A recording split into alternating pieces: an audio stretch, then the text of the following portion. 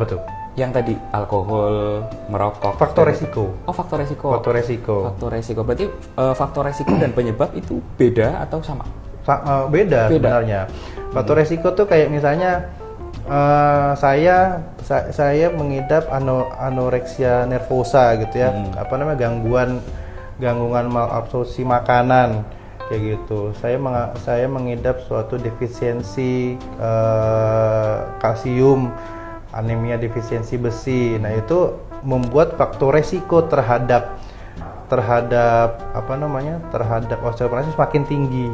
Seperti itu. Oke, siap. Ini ada pertanyaan berikutnya ya, Dok ya. Dok, apakah hal-hal yang dapat kita lakukan untuk memperkuat tulang kita setelah terdiagnosis osteoporosis? Tetap aktif. Tetap aktif. Iya. Tapi itu untuk osteoporosis, Dok, ada maksudnya jangka pengobatan, jangka waktunya gitu atau seumur hidup pengobatannya? Gini, diagnosis pasti dari osteoporosis adalah kita melakukan suatu pemeriksaan spesifik ya, menggunakan alat yang namanya DEXA, namanya Dual Axillary Absorptiometry. Itu melihat skornya berapa tulang kita.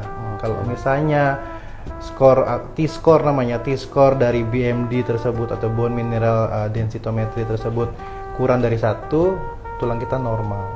Kalau misalnya -1 sampai kurang dari -2,5, itu masih di range namanya osteopenia.